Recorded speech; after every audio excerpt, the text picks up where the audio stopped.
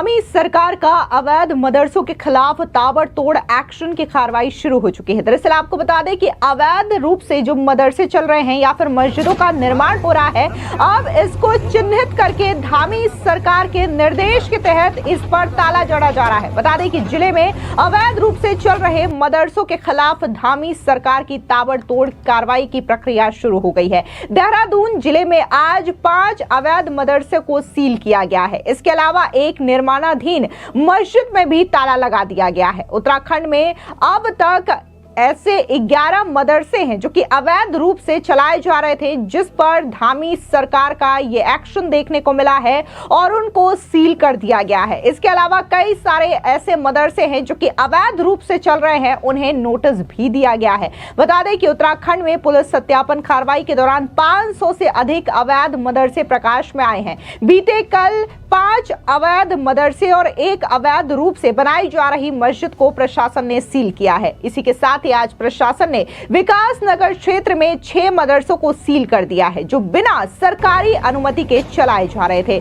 आपको बता दें कि इमाम उलूम नाम का एक मदरसा घर से ही चलाया जा रहा था। बिना अनुमति के चल रहे इस मदरसे की हालत काफी ज्यादा चिंताजनक थी। बच्चे वहां कैसे पढ़ रहे थे, ये देख प्रशासनिक टीम भी काफी ज्यादा हैरान रह गई। बता दें कि विकास नगर क्षेत्र से ही इसात रहमिया मदरसा, अलवर नूर उल हुदा मदरसा, कासिम उल उलूम मदरसा, मदरसा इस्लामिया अरबिया उलूम को एसडीएम विनोद कुमार के साथ आई अल्पसंख्यक विभाग और अन्य विभागों की टीम ने सील कर दिया है। आपको बता दें कि इस दौरान कि डीएम सबिन बंसल ने बताया कि अभी तक कुल 11 अवैध मदरसों को सील किया गया है। इन सभी मदरसों के संचालन के खातों की जांच और यहां पढ़ने वाले बच्चों के सत्यापन की कार्रवाई की जाएगी। उन्होंने बताया कि देहरादून जिले में जितने भी अवैध मदरसे हैं जो कि पूरी तरीके से संचालित हो रहे हैं, इस पर यह कार्रवाई की जा रही है। इसके अलावा आपको बता दें कि एसएसपी अजीत सिंह ने बताया कि अवैध मदरसों के मामले में पुलिस सत्यापन जांच में सामने आए हैं कि इनकी गहनता से जांच हमारी एजेंसियां कर रही है। सीएम पुष्कर सिंह धामी ने कहा है कि अवैध अतिक्रमण, अवैध मदरसों के बारे में पूर्व में चेतावनी दी गई थी। ये लोग खुद ही सब कुछ ठीक कर ले। अब कार्रवाई शुरू हो चुकी है जो कि रुकेगी नहीं। यानी कि यहाँ पर एसएसपी ने साफ तौर से ये बताया है कि इन मदरसों को जो कि सील किया गया है, उन्हें पहले नोटिस दिया गया था। जो हालात आपने मदरसों का रखा है, जिसकी वजह से जो बच्चे यहाँ पर पढ़ने के लिए आते हैं उन्हें भी काफी ज्यादा समस्या देखनी पड़ती है, कृपया इन चीजों को सुधार ले। लेकिन इसके बावजूद जो मदरसों का संचालन कर रहे थे, उन्होंने स्थिति में कोई भी सुधार नहीं किया, जिसके बाद पूरी तरीके से यहां पर प्रशासन की टीम गई और ये जो चिंताजनक स्थिति मदरसों की देखने को मिली, उसके बाद मदरसों को सील कर दिया गया। आपको बता दें कि उत्तराखंड में 37 मदरसों की मान्यता अब तक समिति की बैठक होने के बाद भी अटक गई है। जिलों की जांच में यह मान्यता फंसी है। जिलों में रिपोर्ट आने के बाद ही अब इन मान्यता पर समिति फैसला ले सकेगी।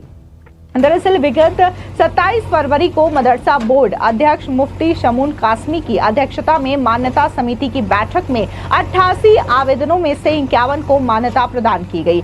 5 साल बाद ये मान्यता दी गई है। अब जिन 37 मदरसों के आवेदन रोके गए हैं, उनमें से 10 मदरसे बंद बताए गए हैं। इसके अलावा 27 पर रिपोर्ट ही नहीं मिली है। मदरसा बोर्ड अध्यक्ष मुफ्ती शमून कासमी ने कहा है कि जिला अल्पसंख्यक कल्याण अधिकारियों से रिपोर्ट के लिए पत्राचार किया जाएगा। यानी कि 37 तो ऐसे मदरसे हैं जो सत्यापन की वजह से अटके हुए हैं और इसके अलावा जो 11 मदरसे अब तक सामने आए हैं, वो काफी ज्यादा गंभीर और चिंताजनक स्थिति में थे। नोटिस देने के बावजूद इनकी स्थितियों में कोई सुधार नहीं हुआ, जिसके बाद धामी सरकार का यह बड़ा एक्शन देखने को मिला और इन मदरसों को सील कर दिया गया। इसके अलावा एक मस्जिद भी सामने आई है जो कि अवैध रूप से इसका निर्माण किया जा रहा था। हालांकि यह मस्जिद पूरी तरीके से बनी नहीं है, चूंकि ये अवैध है, इसलिए भी इस मस्जिद को सील कर दिया गया है। आपको बता दें कि पहले भी मदरसों पर इस तरीके की कार्रवाई देखने को मिली है। उत्तर प्रदेश में भी कार्रवाई हुई है। इसके अलावा असम में भी कई सारे मदरसों पर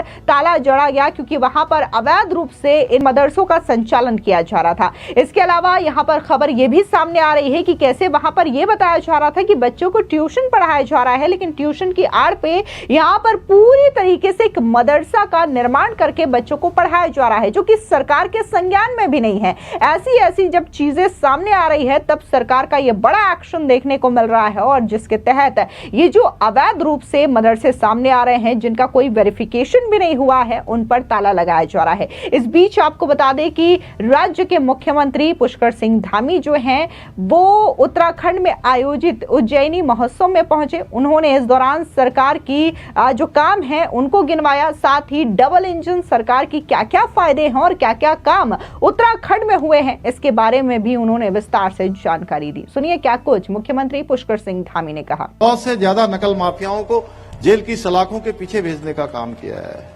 गरीब माता पिता के होनहार बच्चे, बेटे और बेटियां जो परीक्षाओं में भाग लेते थे, योग्यता, क्षमता और प्रतिभा होने के बावजूद भी उनका चयन नहीं होता था। भाइयों बहनों, हमने जो नकल का कानून लागू किया उसका परिणाम हुआ कि जिनका कई वर्षों से परीक्षाएं देने के बाद भी जिनका चयन नहीं हो रहा था, जब से हमने ये नकल का कानून लागू किया है, अब एक ही परीक्षा में बैठने वाले एक ही बेटे और बेटी को 4-4 और 5-5 परीक्षाओं में सफलता प्राप्त हो रही है। 4-4, 5-5 जगह उनको चयन का अवसर मिल रहा है। उनका आत्मबल बढ़ा है, आत्मविश्वास बढ़ा है। उनके माता पिता की जो गाड़ी कमाई, अपनी दैनिक दिनचर्या की चीजों को कम करके अपने बच्चों की जो तैयारियां करवाते थे, उनके अंदर भी एक विश्वास लौट कर आया है। इसका परिणाम हुआ है पिछले 3 वर्षों में, पिछले 3-3.5 वर्षों में हमने 20,000 से भी ज्यादा सरकारी नौकरियों में अपने बेटे बेटियों को, भाई बहनों को उनके चयन में उनको सफलता प्रदान हुई है। और इतना ही नहीं, एक भी प्रकरण कभी कोई न्यायालय में नहीं गया, एक भी नकल का मामला नहीं आया। भाइयों बहनों, यह अनवरत रूप से ये काम आगे बढ़ रहा है। इतना ही नहीं, मैं आपको बताऊं, मैंने 4 जुलाई 2021 को मुख्य सेवक के रूप में इस दायित्व पर काम करना शुरू किया, और उस समय प्रदेश के अंदर 24,000 रिक्तियां खाली थी, और हमने संकल्प लिया था कि ये 24 की 24,000 रिक्तियों को हम भरेंगे भाइयों बहनों। और अब हम 20,000 का आंकड़ा पार कर चुके हैं। आने वाले समय में और भी जो रिक्तियां हैं हम उसको भी लगातार भरेंगे। भाइयों बहनों, हमारी सरकार उत्तराखंड के सांस्कृतिक मूल्यों और डेमोग्राफी को सुरक्षित करने के लिए भी संकल्पबद्ध होकर काम कर रही है। इसके लिए हमने प्रदेश के अंदर धर्मांतरण रोधी कानून बनाया है कि अब कोई भी धर्मांतरण राज्य के अंदर नहीं कर पाएगा। उसको जिलाधिकारी की परमिशन लेनी होगी, और 10 साल तक की सजा का प्रावधान कर दिया है। इतना ही नहीं, आपने देखा होगा एक हल्द्वानी के बनभूलपुरा क्षेत्र में हमारे प्रशासन के लोगों पर, हमारी पुलिस के लोगों पर कुछ लोगों ने उनके ऊपर उपद्रव करने का प्रयास किया था, तोड़फोड़ करने का प्रयास किया था, उनके ऊपर हमला करने का प्रयास किया था। हमने प्रदेश में अब कोई दंगा करना तो दूर, इसके बारे में सोचेगा भी नहीं। हमने दंगा रोधी कानून भी वहां लागू कर दिया है। लव जिहाद, लैंड जिहाद और थूक जिहाद जैसी घृणित मानसिकता के खिलाफ भी हमने देवभूमि उत्तराखंड में कठोर कार्रवाई की है। और इतना ही नहीं, अभी सुनील शर्मा जी ने यहां से कहा, देवभूमि उत्तराखंड के हर एक नागरिक को यह गौरव प्राप्त हो गया है कि देश की आजादी के बाद देवभूमि उत्तराखंड देश का ऐसा पहला राज्य बन गया है जो हमारे देश की आजादी के बाद, और बाबा साहब अंबेडकर जो संविधान के अनुच्छेद 44 में जिसका प्रावधान कर गए थे कि सबके लिए एक समान कानून होना चाहिए, वो गंगोत्री देवभूमि उत्तराखंड से शुरू हो गई है। और आने वाले समय में पूरे देश को इससे लाभ मिलने वाला है। और अभी मैं जब पूछ रहा था तो हमारे कुछ युवा साथियों की आवाज आ रही थी, भू कानून। भाइयों बहनों, हमने ये भी वादा किया था कि प्रदेश की जो हमारी धरोहर है, हमारी जमीनें हैं, उनको हम खुर्द-बुर्द नहीं होने देंगे, उनको बर्बाद नहीं होने देंगे। उत्तराखंड राज्य के मूल अस्तित्व से कोई समझौता नहीं करेंगे। और हम इस बार विधानसभा के सत्र में हमने एक सशक्त भू कानून भी प्रदेश के अंदर लागू कर दिया है। भाइयों बहनों, उत्तराखंड की संस्कृति, परंपराएं और विरासत हमारी आत्मा का हिस्सा है, और मुझे पूरा विश्वास है इन्हें जीवंत रखने और आने वाली पीढ़ियों तक पहुंचाने के लिए हमारी सरकार का जो विकल्प रही संकल्प, उसको पूरा करने में आप सभी का सहयोग हमें मिलता रहेगा।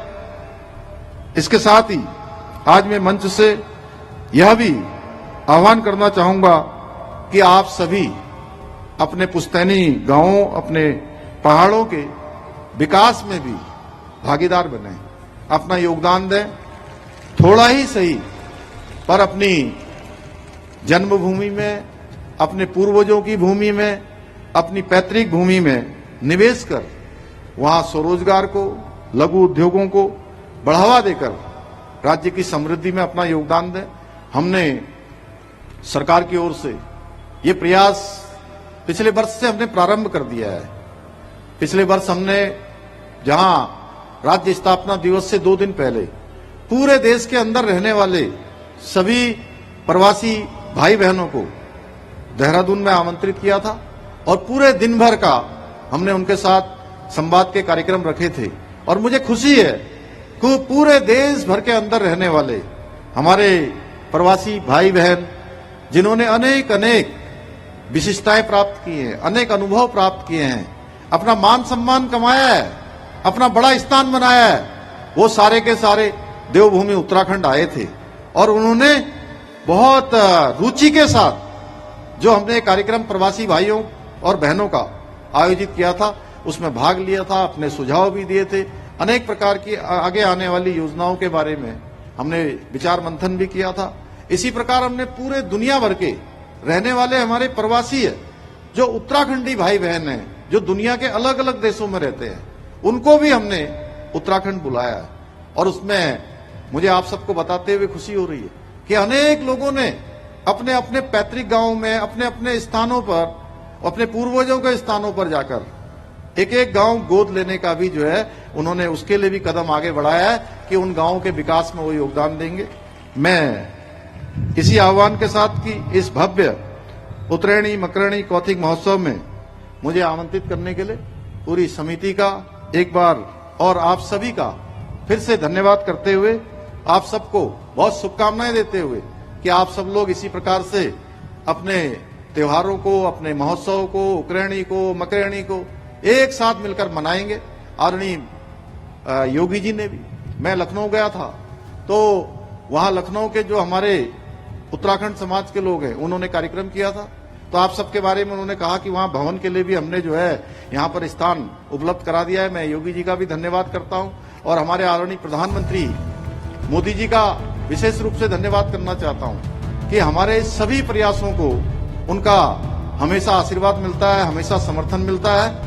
और इस वर्ष जो हमने राज्य में शीतकालीन यात्रा प्रारंभ की है, उस शीतकालीन यात्रा में आदरणीय प्रधानमंत्री मोदी जी भी, हमारे 6 तारीख को उनका प्रस्तावित कार्यक्रम है, मुखवा जो हरसिल में मां गंगोत्री का जो शीतकालीन स्थान है उस शीतकालीन स्थान में पूजा करेंगे और इस शीतकाल यात्रा में सम्मिलित होकर पूरी देश दुनिया का जिस प्रकार से वो कहीं भी आते हैं, चाहे वो हमारे देश का जो अंतिम गांव कहा जाता था माड़ा गांव हो या अब जो देश का पहला गांव हो गया, वहीं से उन्होंने उद्घोष किया था कि ये माड़ा गांव देश का अंतिम गांव नहीं होगा, देश का पहला गांव होगा।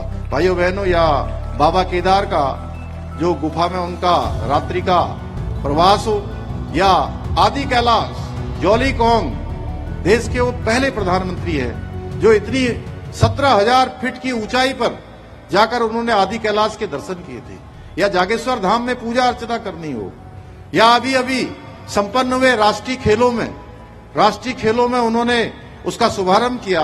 और मन की बात में भी जिस प्रकार से सफलता से ये आयोजन संपन्न हुआ देवभूमि उत्तराखंड में, उसके बारे में उन्होंने पूरे देश को बताया, प्रशंसा की। हम सभी उत्तराखंड वासियों का वो समय समय पर प्रोत्साहन करते हैं, मैं उनका भी विशेष रूप से धन्यवाद करता हूं और आप सबका एक बार फिर से धन्यवाद करते हुए मैं अपनी बात को समाप्त करता हूं। बहुत बहुत धन्यवाद।